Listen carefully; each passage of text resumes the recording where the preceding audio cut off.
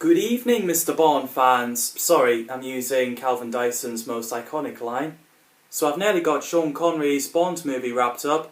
I'll be doing George Lazenby's only Bond movie on Her Majesty's Secret Service.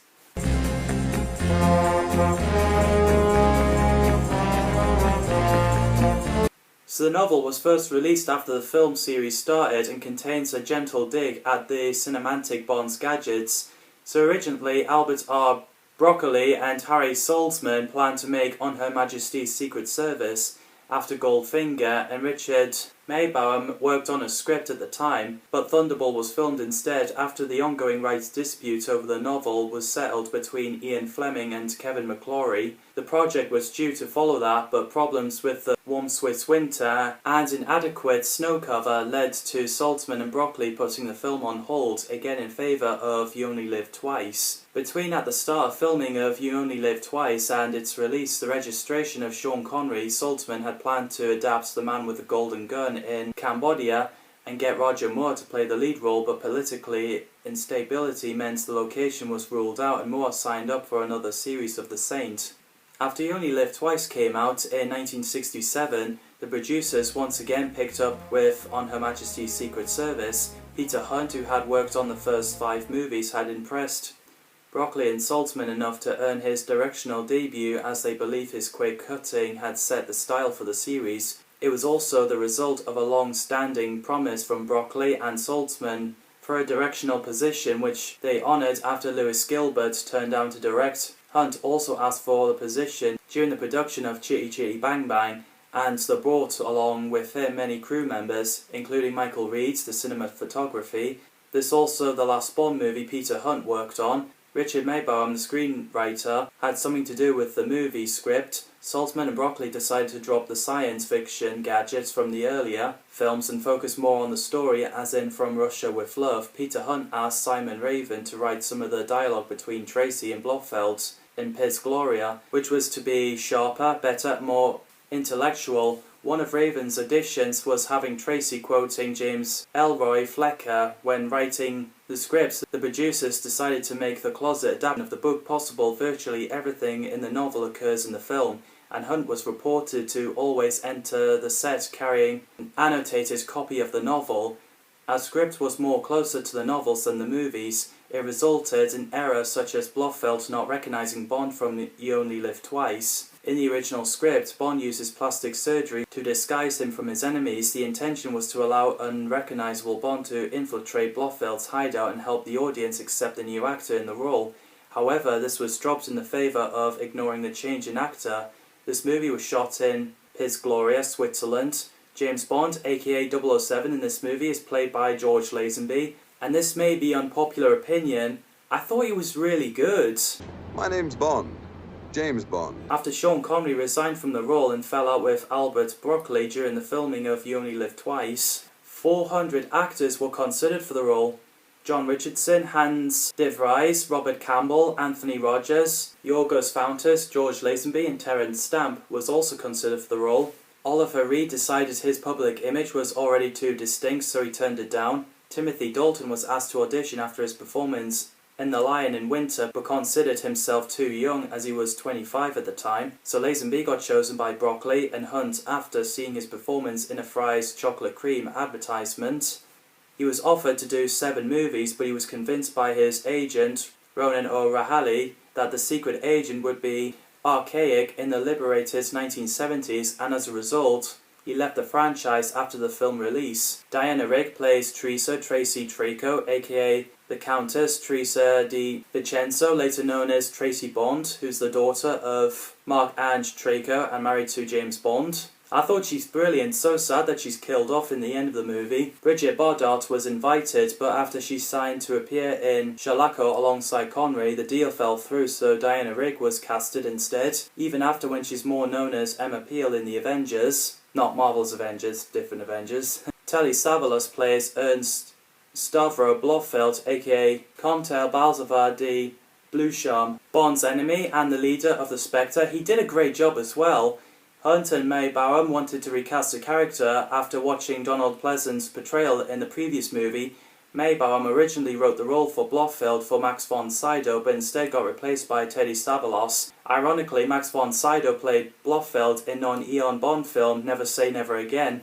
Lois Maxwell, Bernard Lee, and Desmond Llewellyn returned as Miss Moneypenny, M and Q, which is nice to see them again. Gabriel Fazzetti plays Mark and Traco, Tracy's father, head of the Union Course, and a major crime syndicate, he's great too. Ilse Steppard plays Irma Bunt, Blofeld's henchwoman. She's terrifying. She really did a great job. I told you. Fancy meeting you, you Fräulein.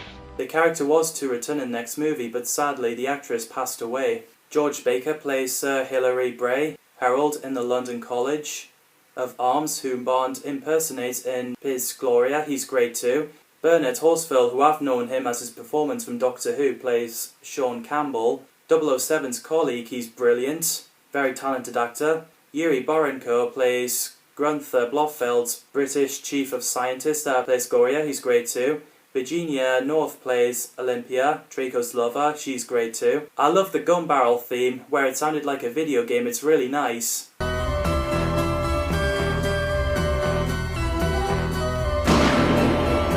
And there's an iconic scene where James Bond sort of broke the fourth wall. This never happened to the other fella. Inside joke of Connery's Bond. I love the fight sequence. And I think the songs are great fitting. 1, 2, 3, 4, 5. Sorry, yeah, I couldn't resist adding that. James! And it was a nice throw of his hat. It would be funny if he missed. James! Where have you been? Much too far. I love the fact that he wore different clothes in different scenes. And there's great lighting in the bed scene. Before you Ruby, I must teach you how to give them. The skiing is great. The music is a nice fitting.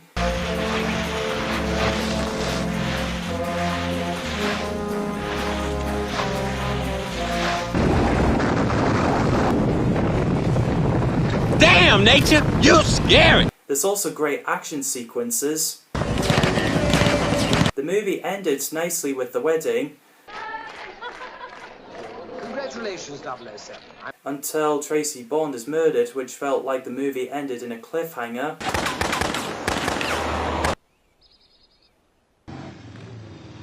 Getting on soon. And it's such a shame that Lazenby played Bond in only one movie. I would love to see more of him. Like I said, I thought he was really good. I enjoyed this movie. The effects is pretty good for 1969. Peter Hunt's direction is great, and I love the music by John Barry. There's great casting here. We'll resume back to Sean Connery for one last time in Diamonds Are Forever. Diamonds are forever.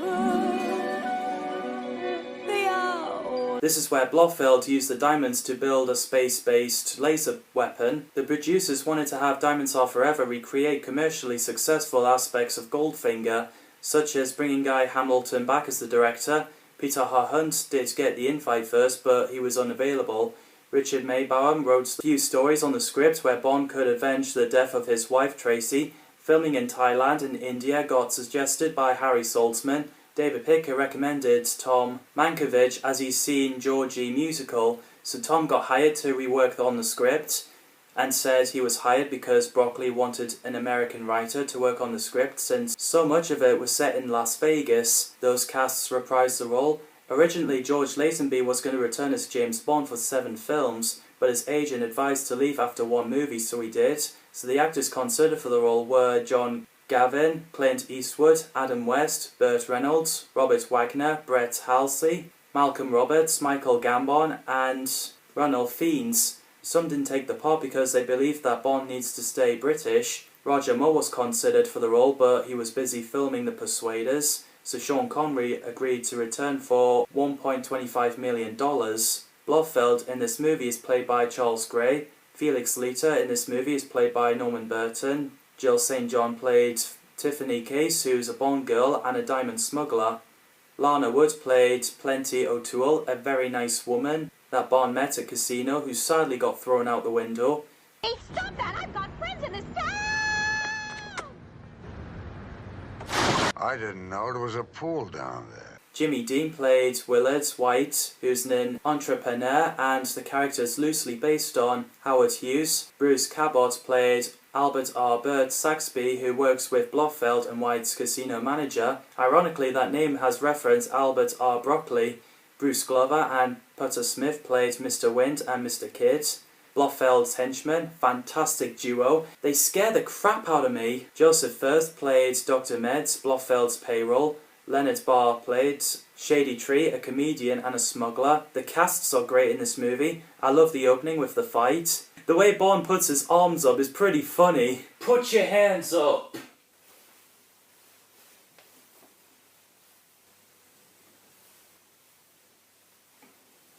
What the hell are you doing, man? What? I've put my hands up, they're up, look! Blofeld gets killed in this movie. Powerful scene has got to be the coffin bit. Warming, Mr. Wynn. A glowing tribute, Mr. Kidd.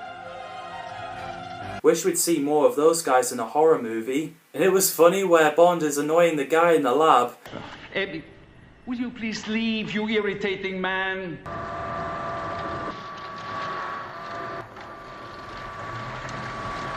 I like the look of the robot machine, the way it was swirling the arms like that. The fact that James Bond said he's got a friend who can fix anything and called Felix, which I'm thinking of Fix It Felix, which is a great gag. Impressive.